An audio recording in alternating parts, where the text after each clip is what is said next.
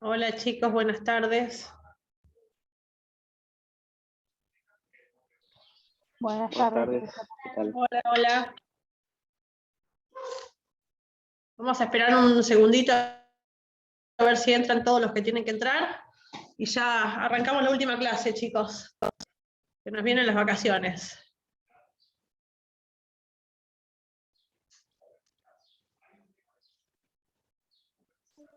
Buenas tardes. Hola, hola Juan.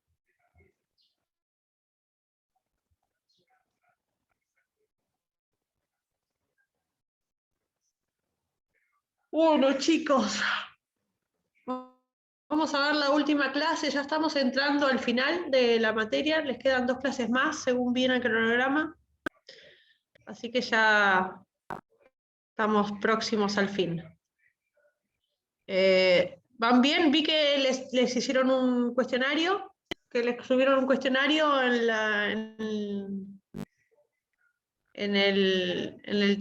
el WhatsApp, les subieron un cuestionario, no sé si lo han podido contestar, les genera mucho conflicto. ¿Lo pudieron ver? No, Sí, no ver, sé. Mario, ¿lo viste? lo vi. Nada ¿Sí? más. ¿Está difícil? Solo lo No, viste. creo que no. Ok. Lo que no me quedó claro, actos modales por ahí. ¿Actos No me acuerdo. modales? Sí.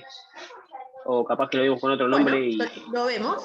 no lo tengo yo, no lo tengo acá en mente. No lo vimos como actos modales, son los actos jurídicos que están sujetos a condición, plazo y cargo, Mario. Ok. Condición, Bien. plazo o cargo. Son esas 3 situaciones que vimos, ¿te acordás? Ah, va.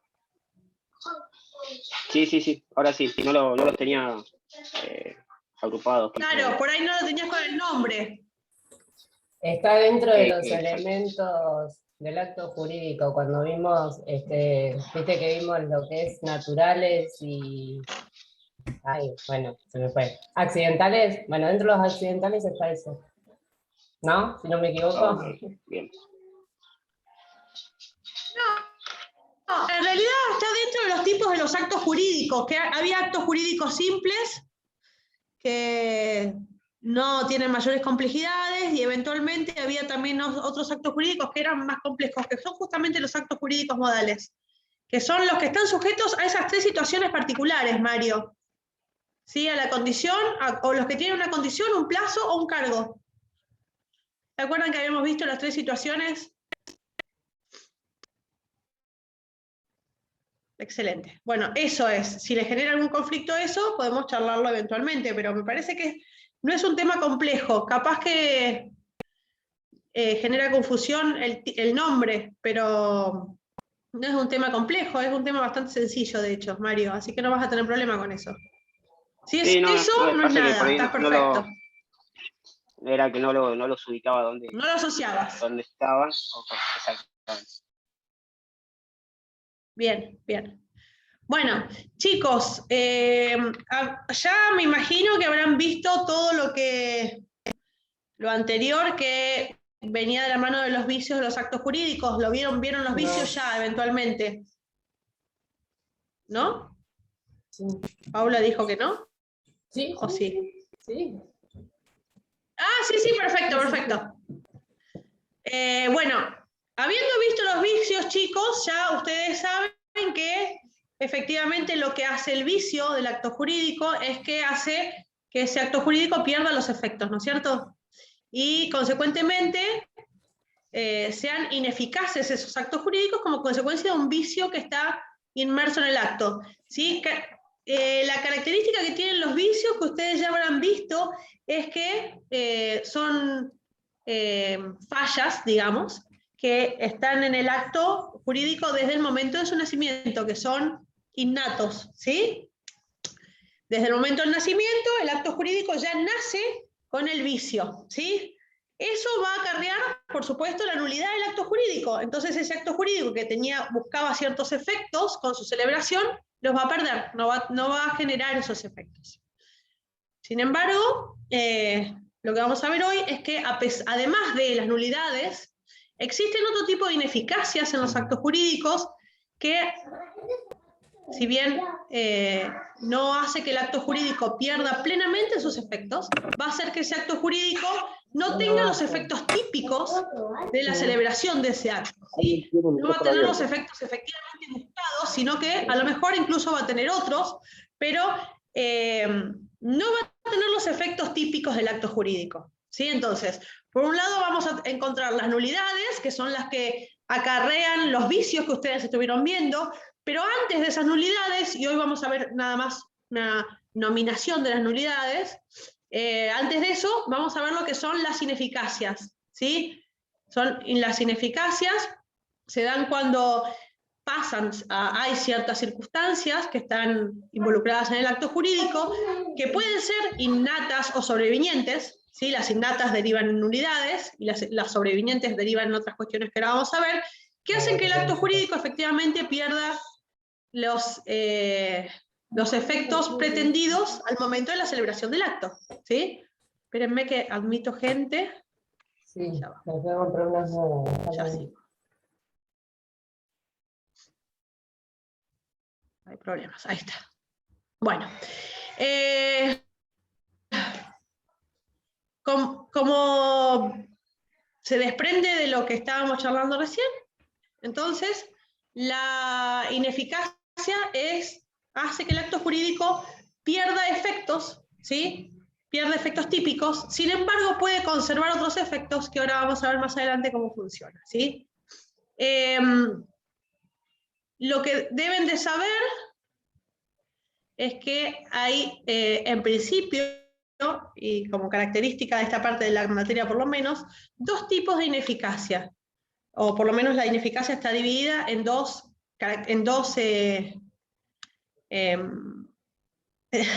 tipos, digamos, está dividida en dos, hay dos posibles tipos de ineficacia, para hacerlo más claro. Una que es la estática, efectivamente, que es la ineficacia que está en el acto jurídico desde su nacimiento, ¿sí?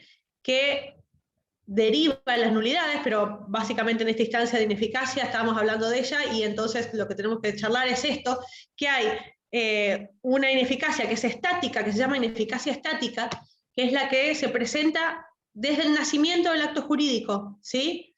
Como por ejemplo, eventualmente, la falta de capacidad de la persona celebrante del acto, ¿sí? Hay muchas situaciones en las cuales la ineficacia estática se presenta en los actos jurídicos. Una de ellas, por ejemplo, como ejemplo, es la falta de capacidad de uno de los contratantes. Entonces, en ese caso, el acto jurídico va a perder sus efectos, pero va a perder sus efectos como consecuencia de esta ineficacia estática, porque se dice que es estática porque estaba desde el principio, es congénita al acto, a la celebración del acto jurídico. Sin embargo, hay otro tipo de ineficacias que se llaman ineficacias, ya les digo que hoy ando muy mal con los nombres, dinámicas, y la ineficacia dinámica es la que se presenta en los actos jurídicos de manera sobreviniente, ¿sí? No es la que nace junto con el acto jurídico, sino que se va a presentar en el transcurso del desarrollo de ese acto jurídico determinado, ¿sí? Estas circunstancias sobrevinientes son las que determinan que hay una ineficacia dinámica en el acto jurídico. Ahora vamos a ver, por ejemplo, les voy a dar un ejemplo para que no se pierdan en esto. La ineficacia estática, ¿se dan cuenta cuál es? ¿Sí? Es, por ejemplo, cuando hay alguno de los vicios que derivan en la nulidad del acto jurídico, ¿sí? Hasta ahí vamos bien. La ineficacia dinámica, sin embargo, no es una ineficacia que se da por un vicio al momento de la celebración del acto, sino que es una circunstancia que se da en el transcurso del desarrollo del acto jurídico. Por ejemplo, si yo celebro un acto jurídico con alguno de ustedes y se pauta un pago en cuotas, ¿sí? Si yo incumplo una de esas cuotas, eso hace que vaya a haber una ineficacia que no deviene desde el origen del acto jurídico, sino que se manifiesta como consecuencia de mi incumplimiento contractual. Entonces, ese incumplimiento deviene en una ineficacia y va a permitir a una de las partes, claramente no al incumplidor, sino al otro, a pedir la rescisión del contrato, ¿sí? Y ahora vamos a ver qué es la rescisión y cómo funciona, pero eventualmente lo que en esta instancia estamos viendo es que esta causal de ineficacia es sobreviniente a la celebración del acto jurídico. Bueno, además de la rescisión, hay otras dos que vamos a arrancar viendo ahora, que son causales de ineficacia del acto, que la primera se llama revocación. ¿Sí? La revocación es sencilla, chicos, es cuando, cuando el autor de una declaración la retrotrae, se retrotrae la declaración que manifestó y decide no cumplirlo, no hacerlo, dejarla sin efecto, ¿sí? Esa situación, por supuesto que esta revocación deja sin efecto el acto jurídico completo, ¿sí? Sin embargo, no es una nulidad, sino que es una ineficacia. ¿Estamos? La revocación funciona como un acto jurídico unilateral, ¿sí? Se da en situaciones en las cuales una de las partes retrotrae su voluntad, ¿sí? Por ejemplo, ¿en qué supuesto se da esta situación de retracción de la voluntad? Primera cuestión, en el 975, artículo 975 del Código. Dice, la oferta dirigida a una persona determinada puede ser retractada si la comunicación de su retiro es recibida por el destinatario antes o al mismo tiempo de la oferta. ¿Se dan cuenta cómo la manifestación de una de las partes de retirar su decisión hace que el acto jurídico caiga, pero no por nulidad, sino por ineficacia, ¿sí? Por revocación, efectivamente.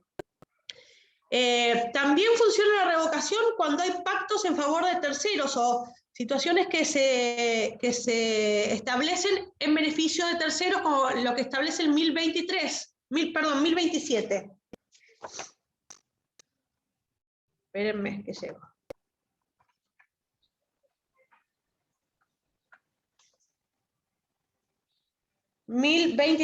Dice. ¿Quiere que lo lea? Estipulación de... Dale, Cecilio. Estipulación a favor de terceros. Si el contrato tiene una estipulación a favor de un tercero beneficiario, determinado o determinable, el prometiente le confiere los derechos o facultades restantes de lo que ha convertido en el estipulante. El estipulante puede revocar la estipulación mientras no reciba la aceptación del tercero beneficiario, pero no puede hacerlo sin la conformidad. Ahí estamos bien, hasta ahí estamos bien, Cecilio. ¿Sí? El estipulante puede revocar la estipulación mientras no reciba la aceptación del tercero beneficiario. ¿Se dan cuenta cómo funciona la revocación? Es una decisión unilateral, claramente. No necesita la aceptación de la otra parte para la revocación. Me vuelvo a escuchar yo, qué hermoso. Entonces, ¿se dan cuenta cómo funciona? Si se celebra un acto jurídico, mayoritariamente se dan en los unilaterales, ¿sí? Y esa persona que decide estipular algo en favor de otra persona, decide retraer su voluntad a tiempo, por supuesto. Esta situación es lo que se llama revocación en el código, ¿sí? Les digo los números de artículos para que los anoten y después los leen tranquilamente, ¿sí? 975 ya les dije, ¿no? 1027, la revocación del testamento del 2511 y el tema de la retracción de la revocación del mandato del 1329. Y acá volvemos al tema de Mario de hoy temprano, ¿sí? Cuando hay establecido un cargo, Mario, es un acto jurídico modal, se establece un cargo y ese cargo no se cumple, y en este caso se dan en actos jurídicos bilaterales, ese cargo no se cumple. Por ejemplo, una donación con cargo, si yo establezco una obligación a cargo de un tercero, que es lo que significa el cargo, y ese cargo no se cumple, en ese caso se revoca la donación hecha. ¿Se entiende, Mario? Perfecto. ¿Sí? También se da la revocación en la donación por el tema de ingratitud, ¿sí? Que está en el 1569. ¿Se llega a entender cómo opera la revocación, chicos? Sí, genial. Por supuesto que la revocación, tengan presente, es una acción que opera para el futuro, ¿sí? Entonces hace perder el acto jurídico sus efectos a partir del momento en que se manifiesta la revocación, no para lo anterior. Lo que ya pasó y se celebró y se cumplió, efectivamente queda como un derecho adquirido, ¿sí? No retrotrae, la revocación no retrotrae de manera retroactiva, para valga la redundancia. Siempre es para el futuro, ¿sí? Para lo que queda por hacerse del acto jurídico y no para lo que ya pasó. Bueno, la segunda situación de ineficacia, o el segundo caso de ineficacia, es la rescisión.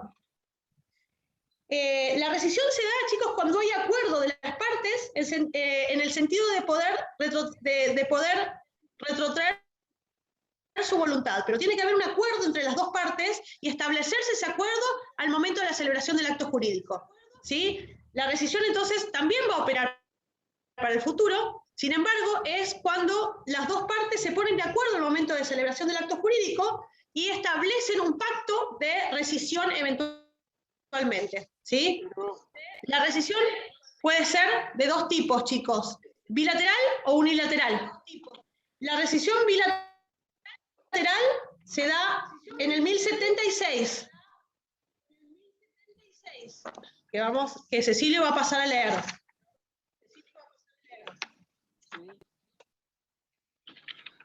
Sí, ahí está. Yo sabía que el hijo sí hace 1076. un año debe ser. Bien. Sí. Rescisión bilateral. El contrato puede ser extinguido por rescisión.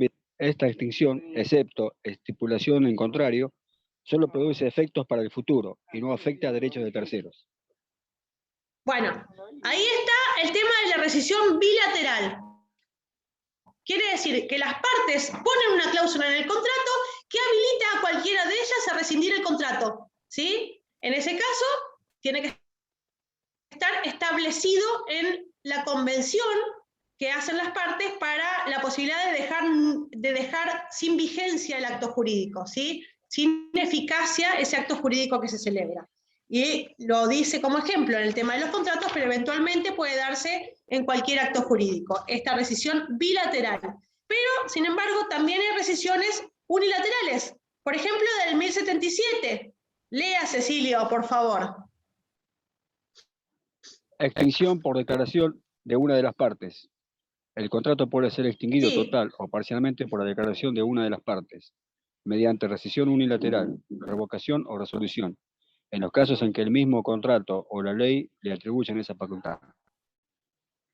Bueno, si las partes, insisto, por convenio o la ley efectivamente lo permite, establecen que una de las partes puede rescindir el contrato, resolver este contrato, rescindir en realidad el contrato unilateralmente, también esta posibilidad está permitida dentro de nuestra legislación, ¿sí? Al contrario de la anterior, que era una decisión la decisión unilateral, porque era un acto justamente de una sola parte en favor de un tercero eventualmente, en este caso, siendo dos partes las celebrantes del contrato, de todas maneras puede estar establecida esta facultad que tiene una de ellas a dejar sin efecto el contrato, ¿sí? Sin embargo, también hay otras situaciones en las cuales una de las partes puede dejar sin efecto el acto jurídico, planteando el tema de la rescisión, en este caso también unilateral. Por ejemplo, la locación de un inmueble, el 1221, Cecilio, si lo quiere leer, pero de todas maneras se los enumero. El 1221 habla de lo que es la rescisión en un contrato de locación de inmueble. Sí, eso muchos de ustedes que alquilan deben de saber, que uno puede decidir, una de las partes puede decidir rescindir el contrato de locación, ¿sí? Entonces estamos hablando de una rescisión unilateral en un contrato bilateral. Diga, Cecilio. Resolución anticipada. El contrato de locación puede ser resuelto anticipadamente por el locatario. A. Si la cosa locada es un inmueble y han transcurrido 6 meses de contrato, debiendo notificar en forma fehaciente su decisión al locador. Si hace uso de la opción resolutoria en el de vigencia, de la relación debe haber al locador en concepto de indemnización la suma equivalente a 1 mes y medio de alquiler al momento de desocupar el inmueble, y la de 1 mes si la opción se ejercita transcurrido dicho plazo. En el caso 1199, debiera abonar el locador el equivalente a 2 meses de alquiler. Perfecto. Eso es lo que dicen. Sí. Escucho a alguien que tiene un micrófono abierto, chicos, si no sé quién es. Ahora ya no. Perfecto. Bueno, tomen nota de los artículos en los cuales habla de la rescisión unilateral. 1221, que leyó Cecilia recién. En 1261, que es la locación de obra, el contrato de locación de obra. En 1383, que es habla de los contratos bancarios. ¿Sí? Obviamente los que trabajan con los bancos saben que la parte, el cliente, digamos, puede rescindir el contrato de servicios bancarios en el momento que considere oportuno, ¿sí? Sin mayores complicaciones. Entonces, en ese caso, en los contratos bancarios también se da la posibilidad de rescisión unilateral del contrato. No tienen que estar de acuerdo las dos partes, el banco y el cliente, sino que efectivamente el cliente es el que tiene la potestad de rescindir el contrato en el momento que considere, ¿sí? 1492, contrato de agencia. Y en el 1279, el contrato por servicio de tiempo indeterminado. En todos esos casos está prevista la posibilidad de una de las partes de rescindir el contrato de manera unilateral, y es una situación de las que prevé la ineficacia contractual. ¿Sí? En general, chicos, este tipo de rescisión unilateral se da en los contratos que ustedes puedan pensar que son de larga duración, porque justamente se prevé la posibilidad que, siendo muy largo el plazo de celebración del contrato o de ejecución del contrato, la parte pueda decidir, una de las partes pueda decidir terminar, poner fin con ese acto jurídico unilateralmente sin que tener la necesidad de que la otra parte autorice también hacerlo. Carlos. Y era, perdón, si podía repetir, 1221, y ahí me falta uno. 1221, 1261. Bien. 1383. El de los bancos. 1492. 492 la agencia. 1492. 79, servicios por tiempo indeterminado. Sí. Bárbaro. ¿Muy bien? Sí, excelente. Sí. Bueno, por supuesto que la rescisión también opera para el futuro, chicos, ¿sí? Y la parte que haya sido posible ejecución o haya sido ejecutada ya, también hace derechos adquiridos, ¿sí? No va para atrás, no es retroactiva la rescisión, siempre opera para el futuro. Bueno, queda claro entonces que en esta rescisión o este tipo de ineficacia se da principalmente en los actos jurídicos que significan de largo plazo, ¿sí? Mayoritariamente se dan en esas circunstancias. A ver,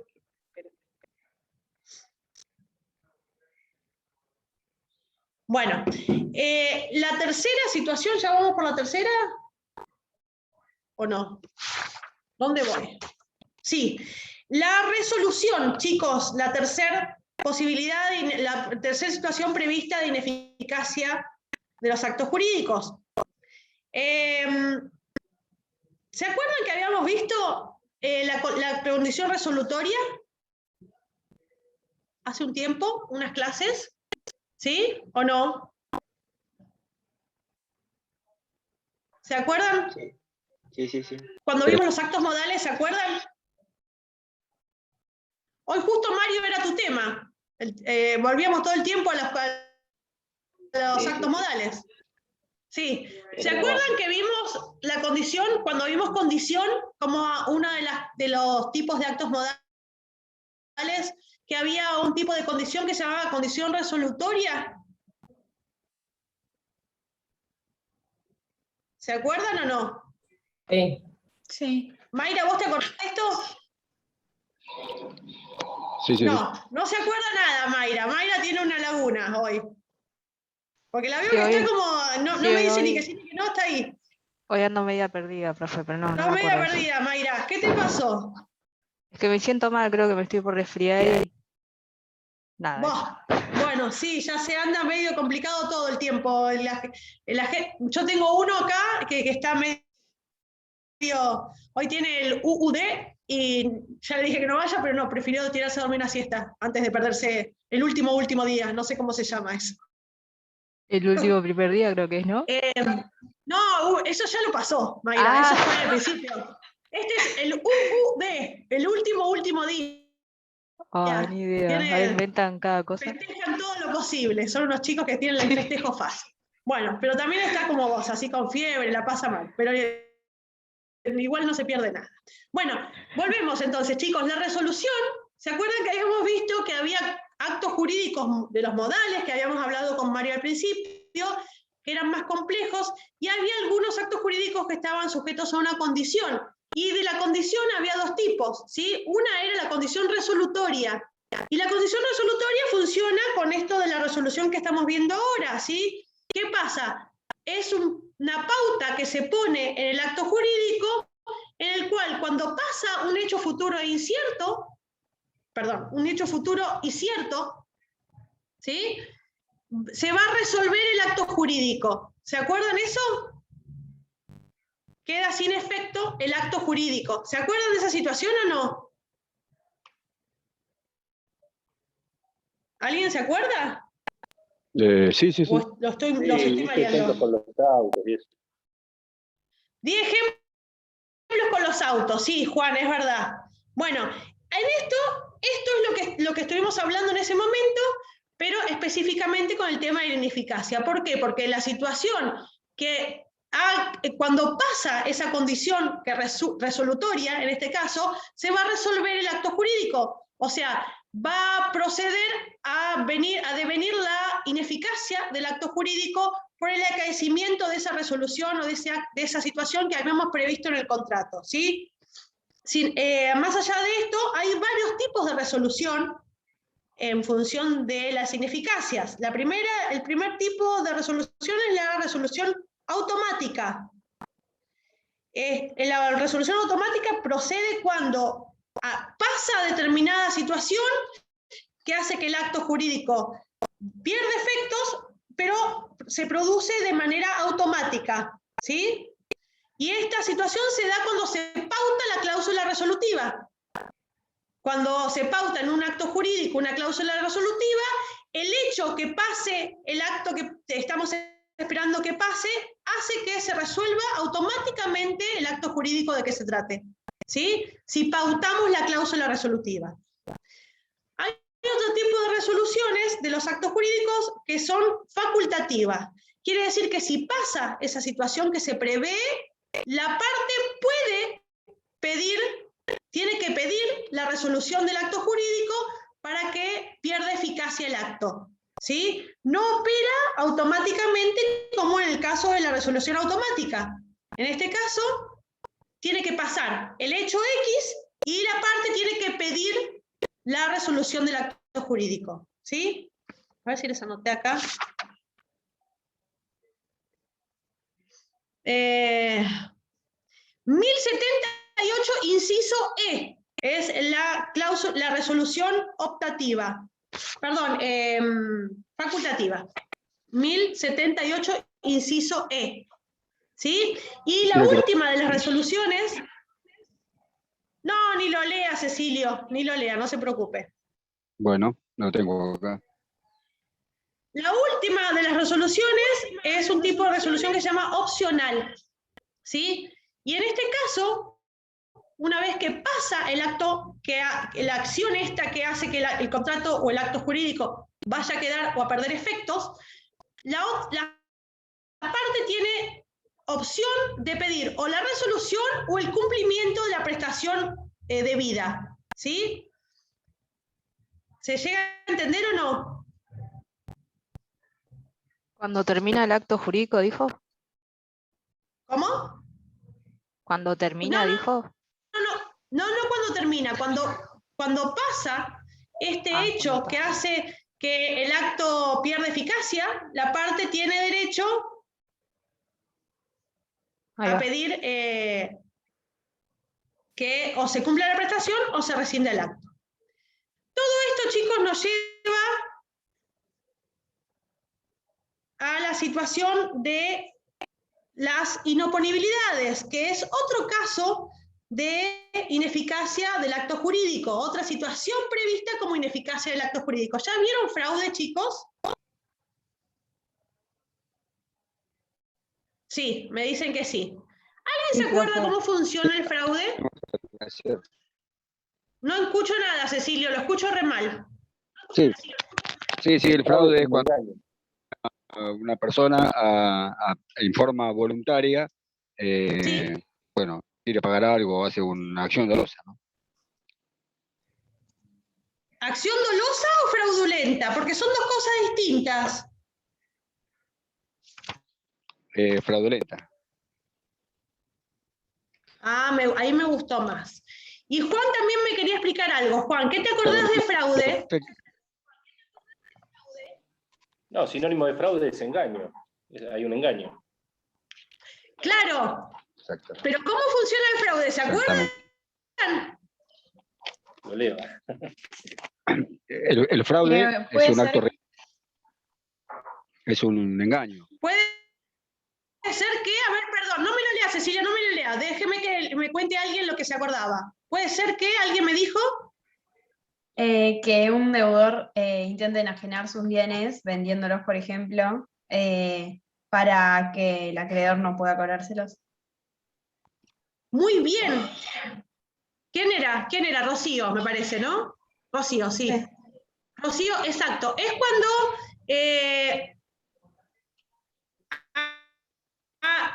el deudor saca un bien de su patrimonio, ¿sí?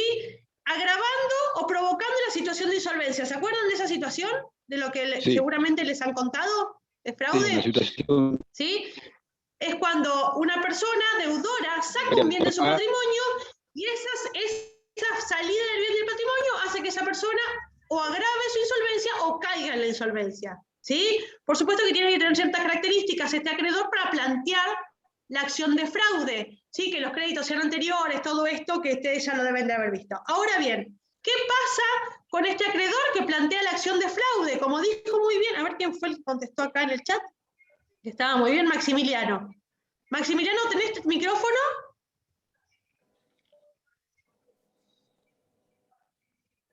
Maximiliano Albarracín tiene micrófono, no tiene micrófono. Bueno, Maximiliano puso ahí que cuando uno de los acreedores que se ve perjudicado por esta acción fraudulenta de su deudor, plantea esta acción, ¿qué hace?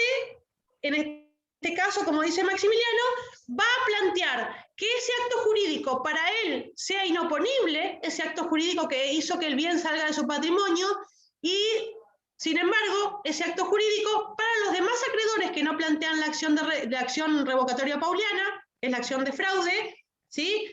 Ese acto jurídico va a seguir siendo válido, como puso Maximiliano. Entonces, la inoponibilidad funciona como un desdoblamiento del acto jurídico, ¿sí?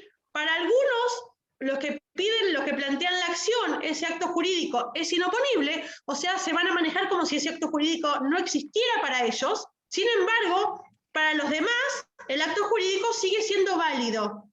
¿Se acuerdan de esa situación o no? Del fraude. Sí. Carlos, dígame. ¿Cómo? No, yo te hablaba, pero si estaba Carlos, no importa. No, me quedó la mano Juan, levantada. decime, ahí voy con Carlos más tarde. No, listo, Juan, decime entonces. Produce efectos para las partes y no para terceros. Claro, ¿el qué? Y la inoponibilidad. La inoponibilidad. La inoponibilidad. Sí, no, pero claro, la inoponibilidad no produce efectos, Juan, por eso mi confusión cuando te escuché, ¿sí? Justamente la inoponibilidad hace que el acto jurídico pierda efectos. Pierde. ¿Sí? Entonces, para decirlo de alguna manera, parecido a lo que vos dijiste, la inoponibilidad es efectiva para la parte que plantea la acción y para su deudor, y no es efectiva para los otros acreedores que haya. ¿Sí? Entonces, el acto jurídico va a tener efectos para unos y para acto ineficaz. ¿Sí? Y esa ineficacia viene de la mano de la inoponibilidad, en este caso particular del fraude. ¿Sí? ¿Se entiende, Juan? Sí, sí, bien. Perfecto, maravilloso. Carlos, ¿usted quería decir algo o no? Porque tiene el micrófono abierto. Me debe quedar la mano levantada. Excelente, excelente. No se preocupe. Bueno, entonces queda claro, la inoponibilidad es otra situación en las cuales se produce esto de la ineficacia de los actos jurídicos, ¿sí? A ver por dónde más voy.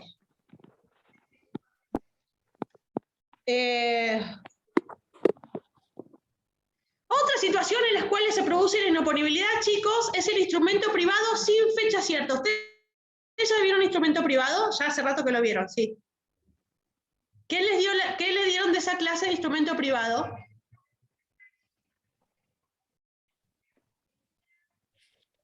¿Alguien se acuerda algo? No.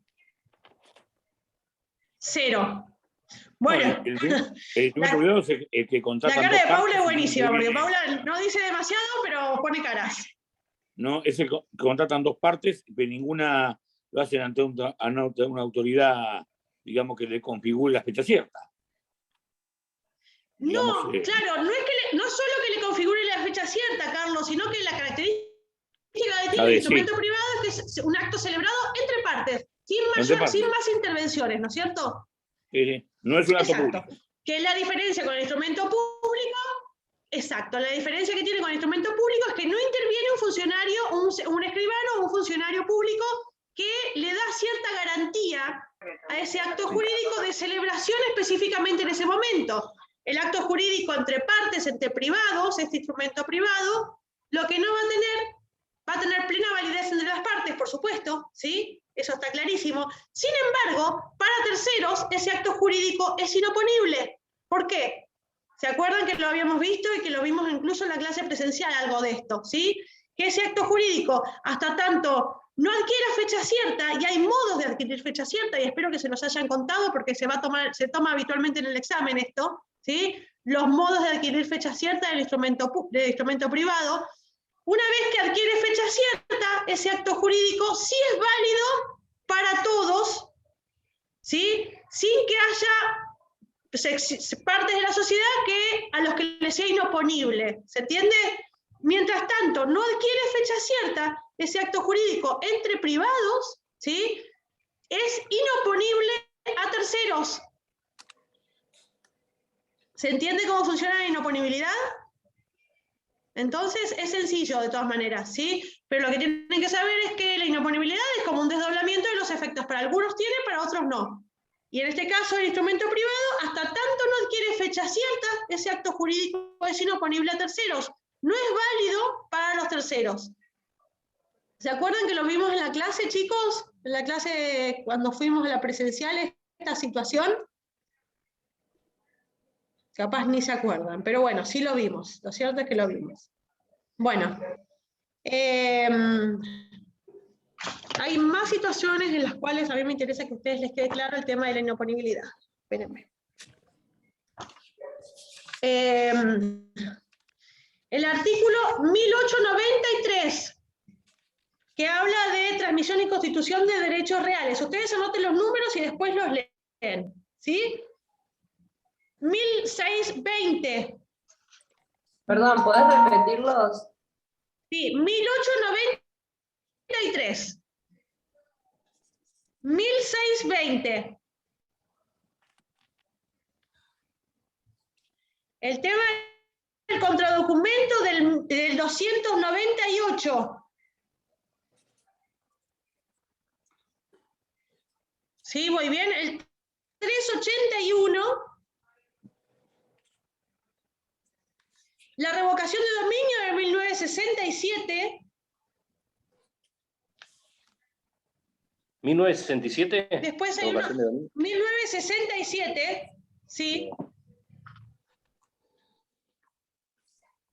El tema del efecto retroactivo del acto confirmatorio del acto viciado, que lo van a ver en las próximas clases cuando vean nulidad y confirmación de los actos, el acto que confirma, que sanea las nulidades y que confirma el acto jurídico, tiene efecto retroactivo y eso está en el 395. Después el 392, 337 y 315.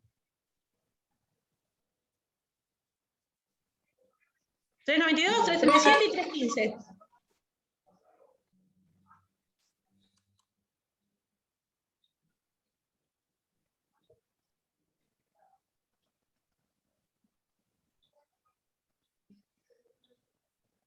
¿Estamos? ¿Muy bien con esto? Si quiere crear algún artículo. No los lea, Cecilio.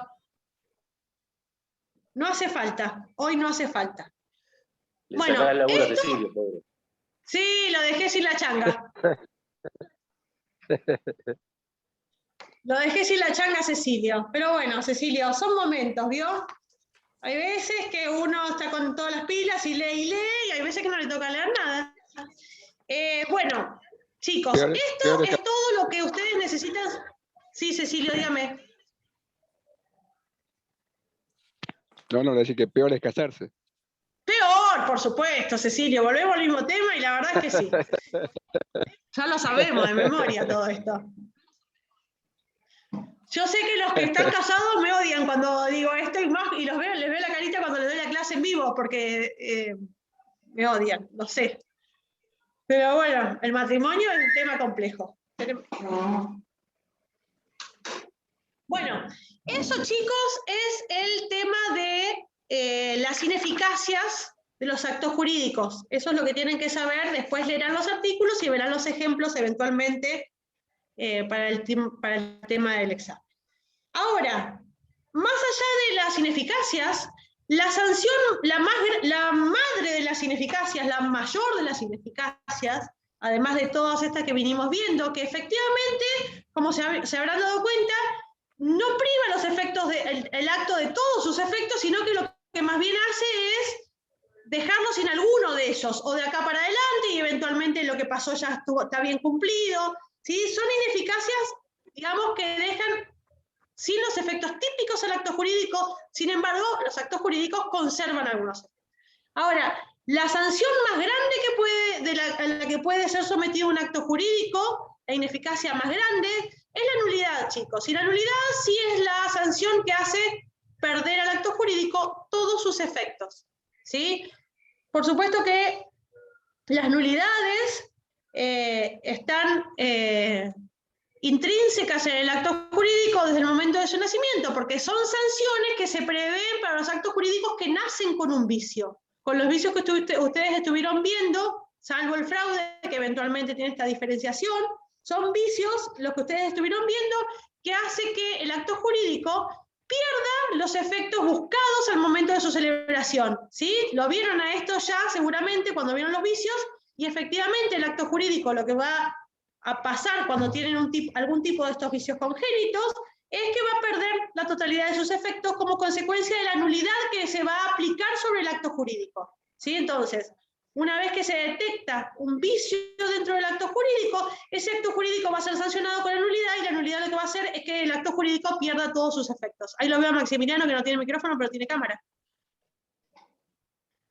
Ahí se activó, no sé se qué pasó. conectó, se reconectó. Se reconectó Salí, volví a para entrar. poder tener cámara. Excelente, Maximiliano. Bueno, entonces, la madre de todas las ineficacias, chicos, es la nulidad. La nulidad va a hacer que el acto jurídico pierda todos los efectos. ¿Sí? No va a haber más nada después de la nulidad. Ahora bien,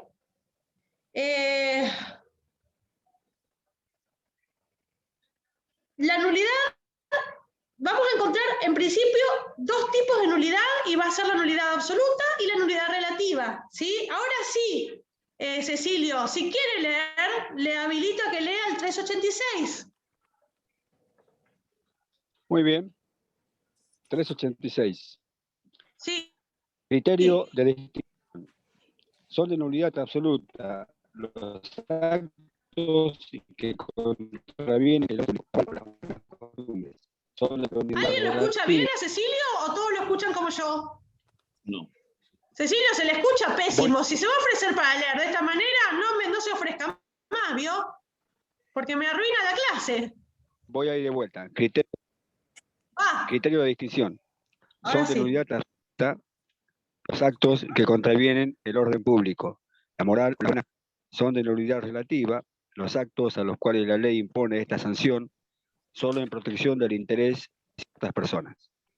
Bueno, entonces, chicos, hay nulidades absolutas y nulidades relativas, ¿sí? La diferencia viene de la mano de qué cosa está cuidada por la nulidad, ¿sí? O qué cosa que se contraviene protege esta nulidad. Si lo que está en juego es el interés general, el orden público, la moral y las buenas costumbres, entonces esa sanción va a ser de una nulidad absoluta, ¿sí? Sin embargo, si lo que se quiere proteger es el interés de los particulares, en ese caso se va a sancionar el acto jurídico con una nulidad relativa. ¿Se entiende? O sea, la diferencia es, si está protegiendo algo general, va a venir una nulidad absoluta. Sin embargo, si lo que se protege son los intereses particulares, entonces la sanción va a ser una nulidad relativa. ¿Sí? Esa es la diferencia entre la nulidad absoluta y la nulidad relativa. 387, chicos. La nulidad absoluta, insisto, es la que contraviene, es cuando se plantea la nulidad porque hay una contravención del orden público, la moral y las buenas costumbres. ¿Sí? Es la nulidad más gruesa, digamos. La nulidad absoluta puede declararse por el juez aún sin mediar petición de parte. Esto quiere decir que puede ser declarada de oficio la nulidad absoluta.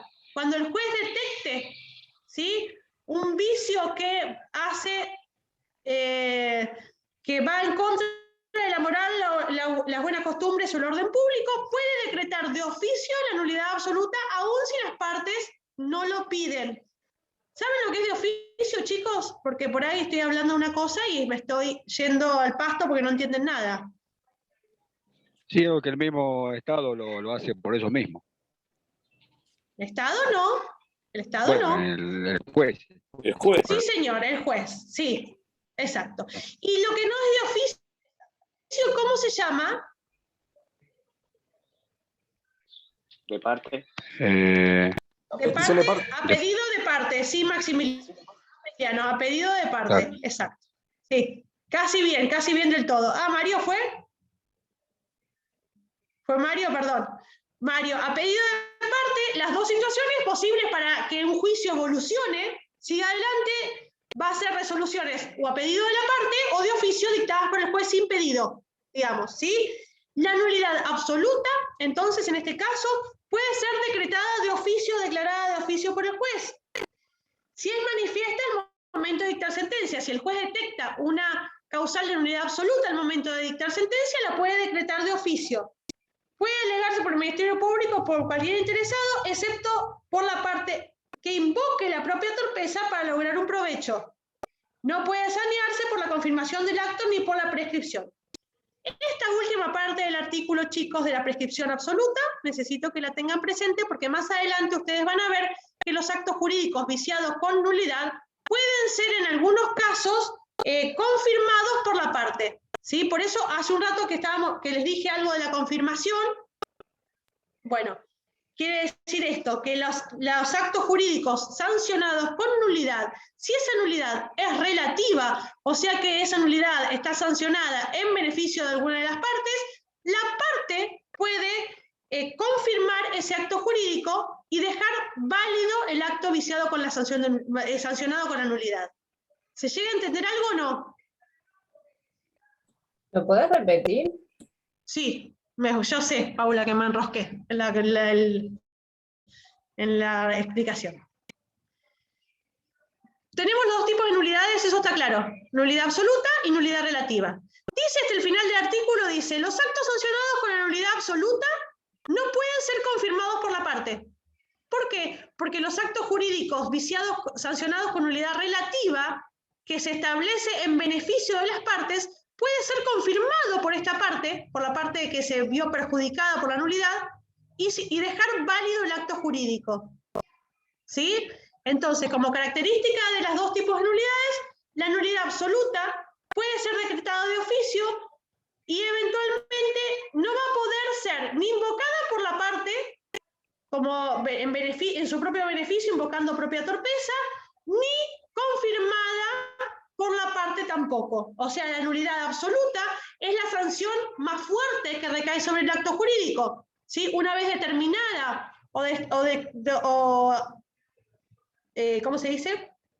Detectada por el juez una nulidad de este tipo o decretada por el juez, nada más se puede hacer con ese acto jurídico. Ese acto jurídico pierde vigencia, pierde validez indefinidamente, ¿sí? No hay más nada para hacer con ese acto jurídico. Sin embargo, la nulidad relativa del 388 dice otra cosa. ¿Por qué? Insisto, porque es en beneficio de las partes. Entonces, dice la nulidad relativa, solo puede declararse a instancia de la parte en cuyo beneficio se establece. ¿Sí? Ya habrán visto quiénes son los que pueden pedir las nulidades con los distintos vicios, qué parte es la que puede pedir la nulidad con los distintos vicios. ¿Sí? ¿Detectaron esa situación cuando vieron los vicios, chicos? ¿Qué parte puede ser la que pide la nulidad? ¿Lo han visto? No me Me está como dando miedo. Sí, pues Maximiliano, ¿El perjudicado? Carlos. la parte perjudicada. Claro, la parte perjudicada, sí, eventualmente sí. Pero hay una opción ahí que... Sí. En cada vicio tiene ciertas particularidades esta situación, ¿no es cierto? Pero bueno, la cuestión es que la nulidad se establece en beneficio de una de las partes, ¿sí? La débil, digamos, ¿sí? La que fue víctima eventualmente en algunos vicios, ¿sí? Entonces, el que puede pedir la nulidad es esa persona que fue víctima o es débil en el acto jurídico, ¿sí? ¿Estamos bien? Esa misma parte es la que puede, estamos viendo acá en este artículo, puede pedir la sanción de nulidad, no la otra. La sanción de nulidad la puede pedir la parte que fue o víctima o débil en la relación jurídica y que fue, digamos, perjudicada por el vicio, ¿sí? Esa parte es la que puede pedir la sanción de nulidad. Dice, la nulidad relativa solo puede declararse a instancia de la persona en cuyo beneficio se establece. Excepcionalmente, puede invocar la otra parte, siempre y cuando sea de buena fe y ha experimentado un perjuicio importante, ¿sí? Por eso les decía que eventualmente hay una circunstancia en la cual la otra parte también puede pedir la sanción de nulidad, puede pretenderla en un proceso, siempre y cuando sea de buena fe y haya experimentado un perjuicio importante con la celebración del acto jurídico, ¿sí? Y esta parte es en contraposición con lo otro que decía que no puede confirmarse el acto jurídico las nulidades absolutas. Dice, puede sanearse por la confirmación del acto y por la prescripción de la acción. La parte que obró con ausencia de capacidad de ejercicio para el acto no puede alegarla si obró con dolo. ¿Se entiende, chicos, cómo funciona la nulidad absoluta? Esto después lo van a seguir viendo en la próxima clase, que sigue, ¿sí? Porque sigue con las nulidades. Pero en términos generales, ustedes tienen que saber que hay una nulidad absoluta y una nulidad relativa. La absoluta es la que hace perder al acto jurídico sus efectos sin vuelta atrás, y la relativa, como es en beneficio de los particulares, hay circunstancias en las cuales estos particulares pueden dejar el acto jurídico más allá del vicio válido, ¿sí? Por supuesto que el acto confirmatorio tiene ciertas características que también las van a ver, que son muy específicas, porque si no, no es un acto jurídico confirmatorio, pero lo van a ver en las próximas clases, ¿sí? Pero tienen que saber en esta instancia que las nulidades absolutas no pueden ser confirmadas, sin embargo las nulidades relativas sí pueden ser confirmadas por otro acto jurídico que confirma ese acto viciado, ¿sí? Más allá de esta nulidad absoluta y relativa como clasificación de las nulidades, hay otra situación, otra clasificación, que son las nulidades totales y las nulidades parciales. Y acá, de vuelta, vuelve el tema preferido de Mario, que son los actos jurídicos modales. ¿Por qué? Porque los actos jurídicos modales son aquellos en los cuales se va a poder aplicar una nulidad parcial del acto jurídico. ¿Se acuerdan que lo habíamos visto? No se acuerdan posiblemente, pero cuando vimos los actos jurídicos modales, vimos que había situaciones en las cuales la nulidad del cargo, por ejemplo, o una condición de imposible cumplimiento, esa nulidad de esa condición de imposible cumplimiento no va a dejar sin vida el acto jurídico, sino que solo va a ser nula la condición de imposible cumplimiento. ¿Se dan cuenta? Entonces, en determinados actos jurídicos que son más complejos, como son estos actos jurídicos modales, que tienen varias partes, la nulidad de una de sus partes no va a hacer caer todo el acto, porque el acto jurídico va a seguir siendo válido porque puede seguir funcionando sin esa parte que se anula.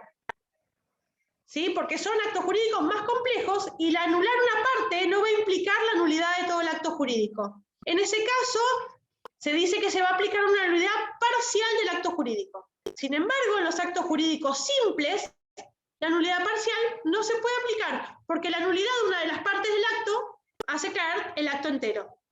¿Sí? Les leo, chicos. Dice, nulidad total es la que se extiende a todo el acto. Nulidad parcial es la que afecta a una o varias partes de sus disposiciones. ¿Cómo tiene que funcionar el acto jurídico para que la nulidad parcial se aplique? Dice, la nulidad de una disposición no afecta a las otras disposiciones válidas si son separables. ¿Sí? Si no son separables porque el acto no puede subsistir sin cumplir su finalidad, se declara la nulidad total. En la nulidad parcial, en caso de ser necesario, el juez debe integrar el acto de acuerdo a su naturaleza y los intereses que razonablemente van a considerarse perseguidos por las partes. Sí. ¿Quién era? El artículo, no dijiste. Juan, perdón. 389. 389. 389, ¿sí? Entonces, en determinados actos jurídicos que son más complicados, más complejos, ¿sí? Va a haber situaciones en las cuales se puede aplicar la nulidad parcial porque el resto del acto sigue teniendo coherencia, básicamente, ¿sí? Si sigue teniendo coherencia el resto del acto jurídico, se va a aplicar una nulidad parcial, que no va a implicar la nulidad de todo el acto jurídico. Incluso habilita este artículo a que el juez complemente lo que se anula, ¿sí? Teniendo en cuenta la intención de las partes al momento de la celebración del acto. ¿Sí? Entonces, ese acto jurídico puede ser complementado con la intervención del juez en función de que sea válido, porque lo que se busca en el ordenamiento jurídico nuestro es que los actos jurídicos sean válidos, no nulos. ¿Sí? Entonces, cuando hay posibilidad, se va a aplicar una nulidad parcial. Esa nulidad parcial no va a hacer caer el acto jurídico en pleno, sino que solo va a hacer caer la cláusula que se anula y el acto jurídico va a seguir con vida. ¿Sí? Sin embargo, si el acto jurídico es un acto jurídico simple y no puede aplicarse la parcialidad de la nulidad, el acto jurídico cae todo. ¿Sí? ¿Se entiende? Bueno, eso, chicos, es todo por la clase de hoy, porque después siguen con nulidades la semana que viene, si yo mal no recuerdo, el martes. ¿Sí? 2 clases seguidas con Trobo tienen, de nulidades. ¿Sí? Bueno, ¿se entendió más o menos todo? Bien. Sí, pues después sigue el 390, ¿no? Con efecto de la nulidad, ¿no? Sustitución, simple, efectos. Sí, todo eso lo van a ver en las próximas clases. Confirmación, que es lo que estuvimos más o menos viendo, más o menos no, estuvimos hablando en alguna oportunidad, y después ya viene inoponibilidad, que es lo que ya vimos hoy. ¿Sí? Bien. Recuerden, chicos, estudiar el tema de prescripción y caducidad. ¿Sí? Prescripción y caducidad. Yo no sé si se llega a ver, lo llegan a ver, pero eventualmente léanlo. ¿Sí? No lo olviden a eso, porque no lo van a ver nunca más y es un tema que es súper necesario para un montón de cuestiones. ¿Y ¿Sí? esto Eso está en el campus. en lo de Yo creo rigor? que va a haber una clase, Mayra, de eso, ¿eh? ¿Cómo? Yo creo que va a haber una clase de prescripción y caducidad, ya te digo. Creo que La da última doctor. clase debe ser. Bueno, prestenle atención a esa clase, Y Luca, porque es por eso. interesante y aparte no la van a ver nunca más y sin embargo es muy útil para todo el resto de la carrera. Bueno, chicos, nada más por hoy. Que tengan un feliz fin de semana, disfruten el feriado y nos vemos en el parcial. Que me imagino que será presencial y virtual, de la misma manera. Fin de semana largo, muy bien. Gracias. Buen fin- Un fin de semana para estudiar. Fin de semana para estudiar, Carlos, sí, aproveche. Chao, hasta luego. Bueno, chau chicos. Chau Mayra, mejorar.